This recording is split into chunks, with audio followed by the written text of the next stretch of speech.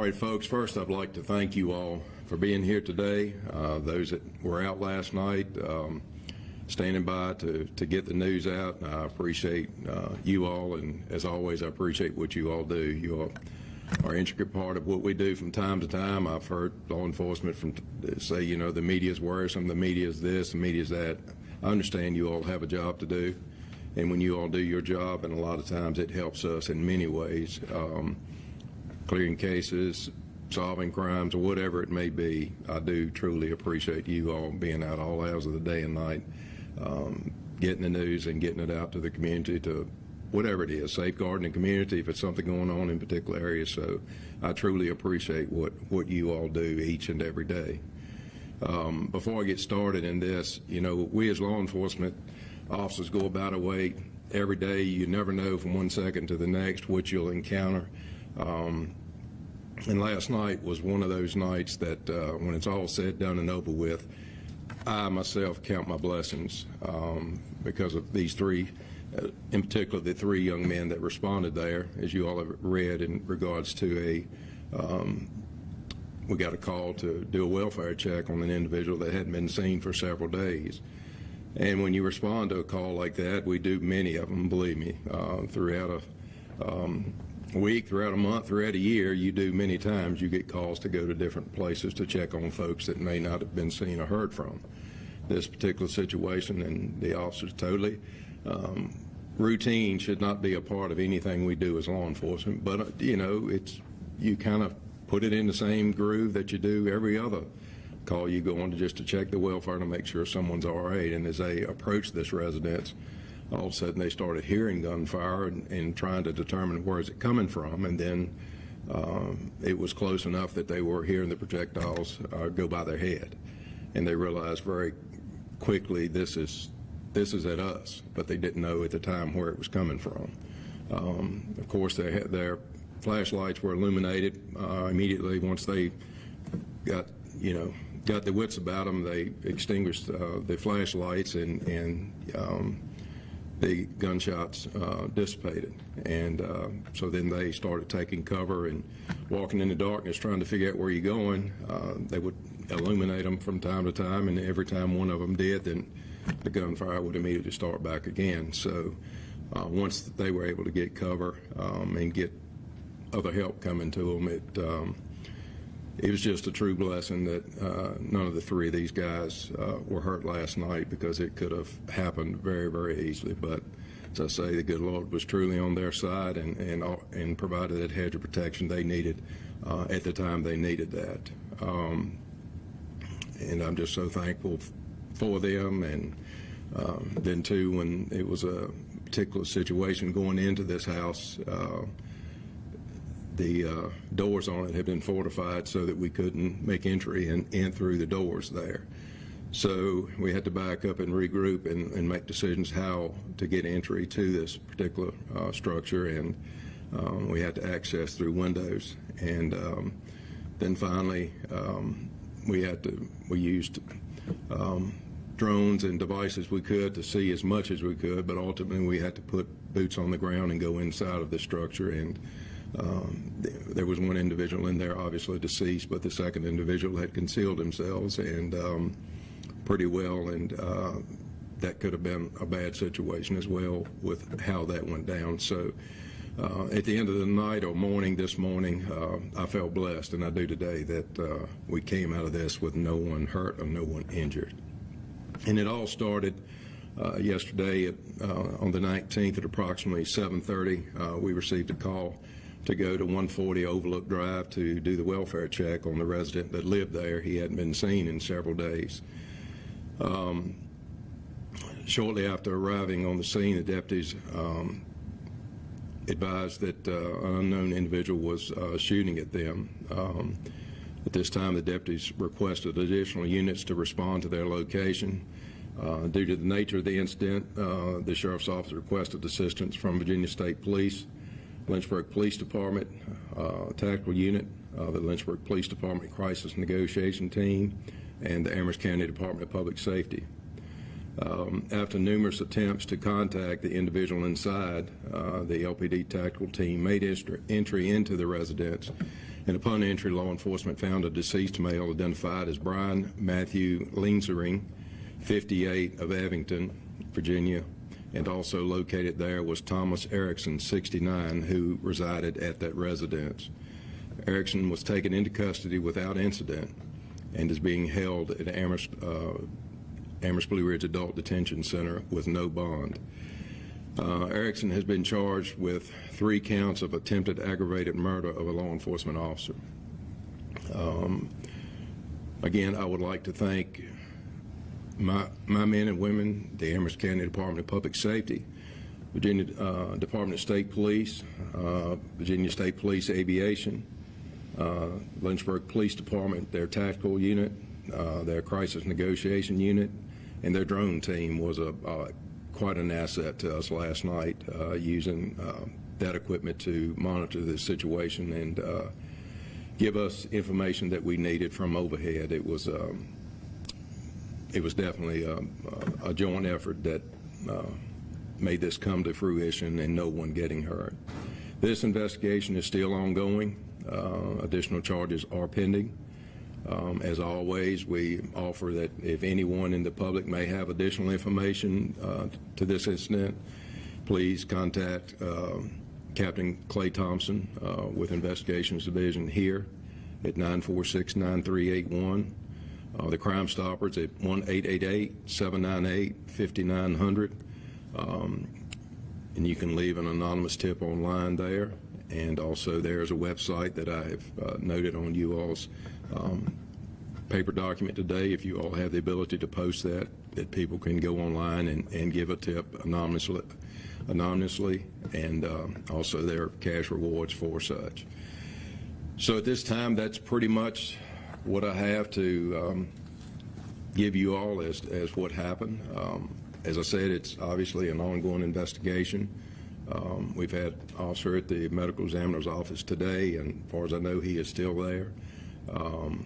And we'll get findings from the medical examiner, and from that we will likely obtain additional charges. So this time I'll address any questions that anyone may have. Did Thomas kill Brian? I'm sorry? Did Thomas Ericson kill Brian? Did he Kill Brian, as far as you know? We can't say that is definitive at this time. And he is truly definitely a person of interest. And I know you mentioned multiple shots, but could you say estimate of maybe how many, or what gun did Thomas use? We don't know.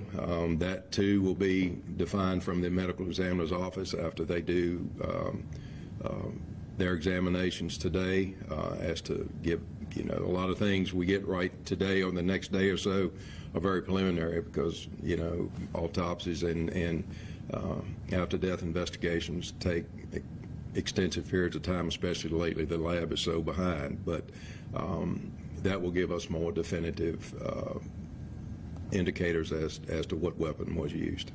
Did the deputies ever return fire? No, ma'am, did not. So we don't know how many shots were fired from the... There were several shots. We actually had a resident that lived in close proximity call this morning, and they realized that the windshield in their car had been struck. So, definitely projectiles were, pretty prevalent in the air in close proximity to that residence. But exactly how many, the officers can't say how many they heard. Obviously, once they realized that it was directed toward them, they were trying to find cover in the darkness and make sure they were shielded the best they could. But how many at this time, we can't say. When you were going for the welfare check, were you looking for the deceased or the suspect? When you were going to do the welfare check, were you looking for the deceased or the other man, Ericson, that was in the house? Ericson was the individual that resided there. Yes. Do you believe the victim, Brian, was murdered, or do you believe it's a self-inflicted gunshot wound, or however he died? Indications right now, it was not self-inflicted.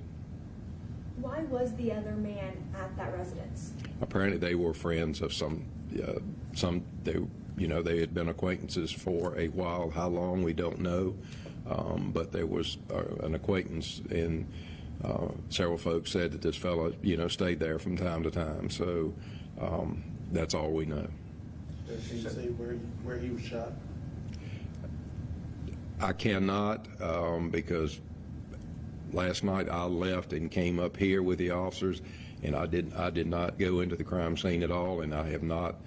When I got here this morning, the guys that were there, and the state police actually worked the crime scene. They did all of that. Our guys were here doing interviews and what they needed to do here. So I don't know exactly where. Sheriff, I had to step away to check the feed for a second. I don't know if you addressed this, but did Ericson have history with Amherst County Sheriff's Office? Record that you know of? No, nothing nothing comes to mind, and it hadn't been pointed out. Did either of them have run-ins with the law? With us, I do not think there was anything at all with us as far as any criminal history. Can you address how you made entry? Through a window. Yep. And just to clarify, it was originally a wellness check, and then they heard shots. That is correct. A neighbor called and said they had not seen the resident for several days. So officers responded, and as they were approaching the resident, they heard gunfire, and it took them a couple seconds to realize where it was coming from or if it was even. And then one of them said, he heard the projectile go by him, and he said it's at us and to take cover. So that was their next response, is they extinguished the flashlights and were trying to scramble to get cover. That kind of brings up a great question we have. Do you know if the gunfire was at police or if the gunfire was when the person was shot? It was at police. Do you Sure. believe the victim Go died ahead. that day, or had he been deceased for more time? The ME will give us more definitive, but it appeared it had been a while.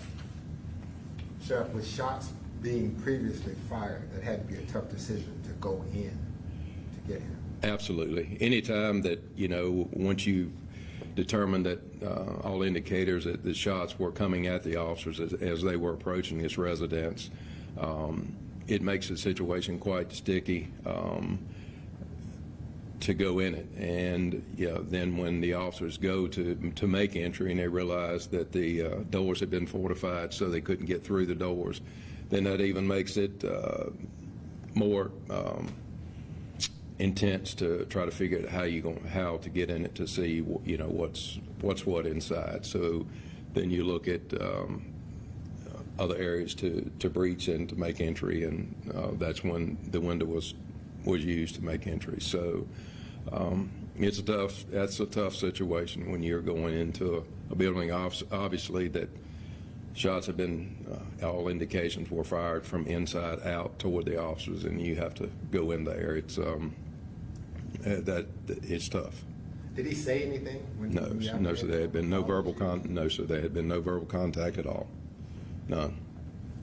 Was Ericson struck by any gunfire? No, ma'am. And just to confirm, the welfare check was for the victim, Brian? No, the welfare check was for Ericson. He was a resident that lived there. We had no knowledge of Brian being there. No one had given us any indicator that there may be the second person there.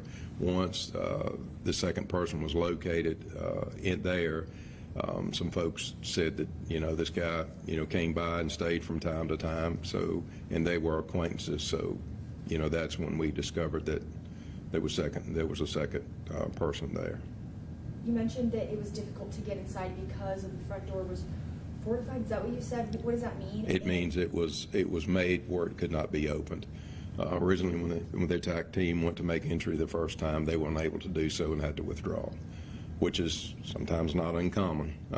If individuals don't want to be apprehended, they will fortify a door, put washers, dryers, refrigerators, whatever it may be in front of them.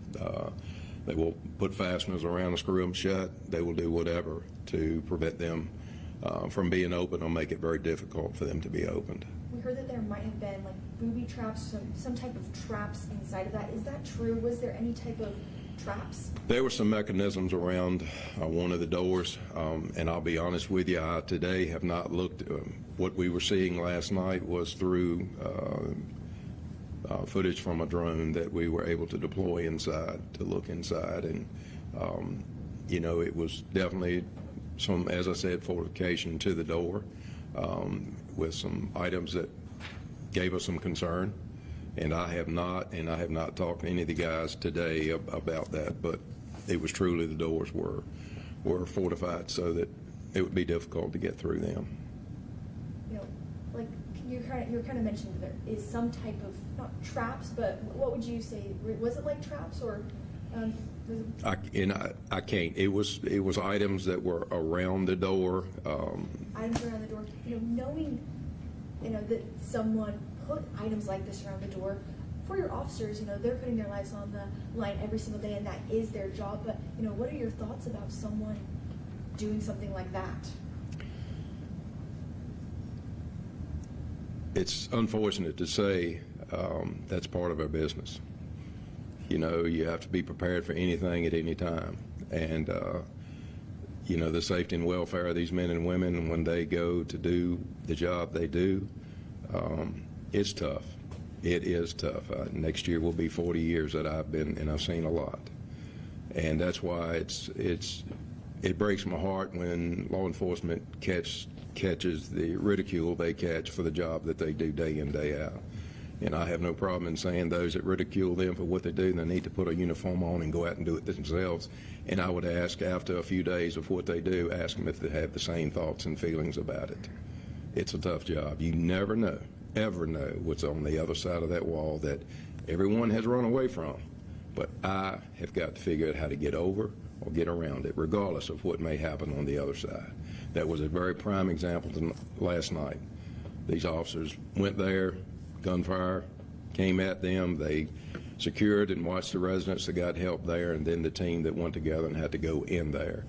You never know what your odds are going to be. You never know. As much protective equipment you can have on, there is also that little inch of flesh that's exposed to, for our sight, our ability to breathe, to do whatever, that a projectile could take you out any second. So it's tough, and then we just have to be as prepared as we can be and as strong in our faith as we can be. Can you speak to just how lucky you feel that all of your officers made it out there safe? Absolutely. I went on my way home last night or this morning. I was blessed because all of them were going home. I get here this morning.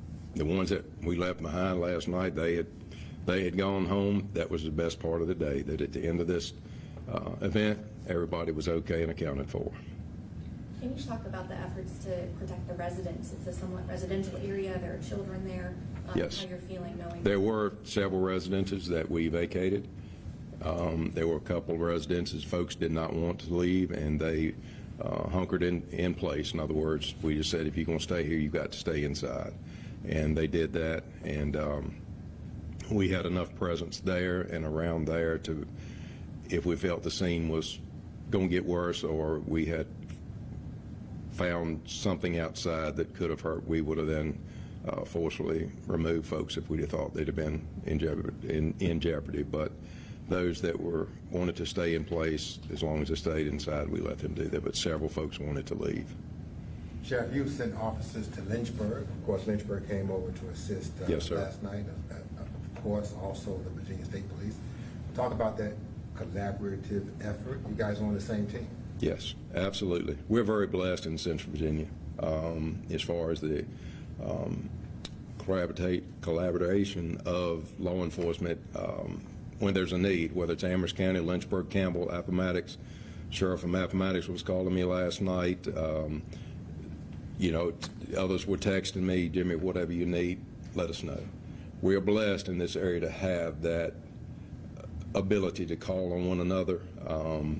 And last night, the state was there. They had the pilot. They had their helicopter. They had, you know, boots on the ground with us. Lynchburg was there. Had, you know, the TAC team, and it was basically, it worked as a model last night as far as smooth as difficult a situation as it was. It couldn't have gone any more professional, smooth, and it's just a great working relationship that we have in Central Virginia, and we're blessed because it's not found in a lot of other places. Is there anything you can tell us about Ericson, the man you guys were checking on? I don't know him, and as I said, he really had no exposure with us as far as any problems, and I don't know anything about it. How do you believe the victim died or was killed? Were guns involved? Was he shot? There were firearms located at the residence, but again, until the cause of death is determined by the ME, I don't want to elaborate on what my thoughts may be. Was it related to any other cases, like any carjacking cases? Or anything? No, No, ma'am. related. It's totally isolated. Okay, thank you. Could you pronounce Brian's last name one more time, sir? The way I pronounced it last night is Linsering. Whether that's correct or not, Andre, I don't know, but that's how Linsering is how I pronounced it. Yes. Thank you. Anything we missed, Sheriff? Anything else you want to say to the community?